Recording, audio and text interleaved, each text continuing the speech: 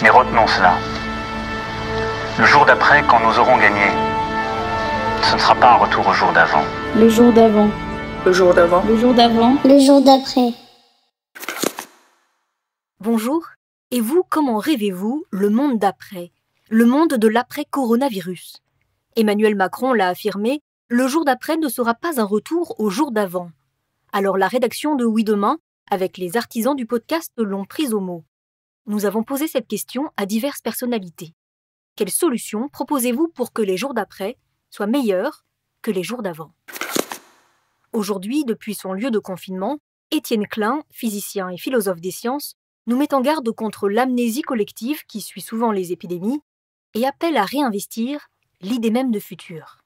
Que pourrions-nous proposer pour que les jours d'après soient meilleurs que les jours d'avant? Je dois d'abord avouer que je ne pensais pas vivre un jour pareille situation. Ce mélange paradoxal d'urgence et de calme, de course contre la montre et de confinement tranquille, d'hyperconnectivité numérique et de jachère sociale. C'est très singulier et très impressionnant. Il est donc à peu près sûr que cette pandémie va couper l'histoire en deux, comme dirait Nietzsche. L'après ne sera pas la continuation à l'identique de l'avant. Il faut toutefois se méfier d'une chose que les historiens nous ont apprise. Presque toutes les pandémies des siècles passés ont enclenché, peu de temps après leur achèvement, des mécanismes d'amnésie collective. Il s'agissait de laisser loin derrière soi les traumatismes qui avaient accompagné la catastrophe. Du coup, les leçons qui auraient pu en être tirées n'ont pas été retenues, elles ont été refoulées. La priorité, c'était de réactiver la vie d'avant de façon encore plus frénétique.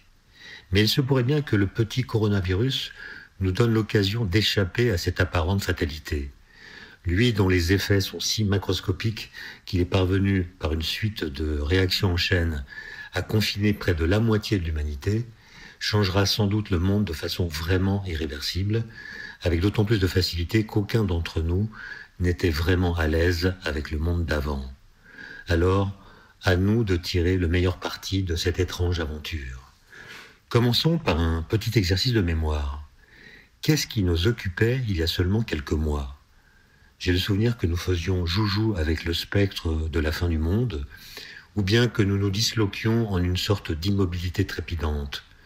Pour parler comme Régis Debray, nous courions sur un tapis roulant les yeux bandés après le scoop du jour. En effet, nous ne parlions guère que du présent, comme si le futur s'était absenté de nos représentations, comme si l'urgence avait partout répudié l'avenir comme promesse. Le monde de demain était ainsi laissé en jachère intellectuelle, en lévitation politique, comme jeté dans un trou symbolique, voire carrément privé de possibilité d'existence par les thèses des collapsologues. Or, que se passe-t-il depuis que l'épidémie a fait bifurquer le destin planétaire?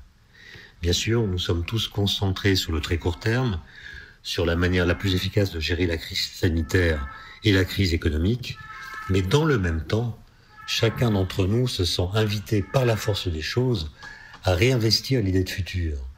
Depuis quelques jours, des forums rassemblent ici et là de multiples acteurs qui discutent, proposent, élaborent des scénarios tenant compte d'une part de ce que nous voulons pour l'après, d'autre part de ce que nous sommes en train d'apprendre et de comprendre grâce à cette expérience inédite.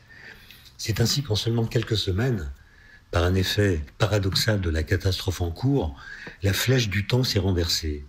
L'idée qu'il y aura demain un autre monde a remplacé l'idée de fin du monde. C'est tout de même pas rien. Ce monde de demain, ce monde qui nous attend ou que nous attendons, il s'agit enfin de le penser. Dans son livre « Le théâtre et son double », Antonin Artaud faisait remarquer qu'une épidémie a ceci de commun avec le théâtre qu'elle pousse les humains à se voir tels qu'ils sont. Elle fait tomber le masque, écrit-il. Elle découvre le mensonge, la veulerie, la bassesse, la tartufferie. Fin de citation. Alors profitons-en, car en marge des ravages qu'il fait et va continuer de faire, le coronavirus a bel et bien quelque chose d'authentiquement métaphysique.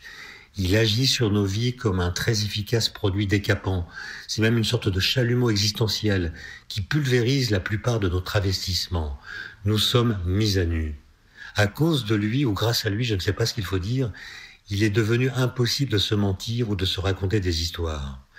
Nous allons donc devoir vraiment prendre au sérieux ce que nous savons depuis longtemps, mais faisions semblant de ne pas croire.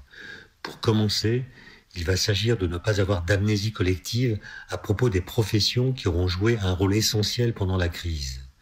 Il faudra aussi faire évoluer notre modèle économique pour qu'il soit vraiment durable et plus solide, notamment réactiver intelligemment la production afin de nous accorder une plus grande part d'indépendance.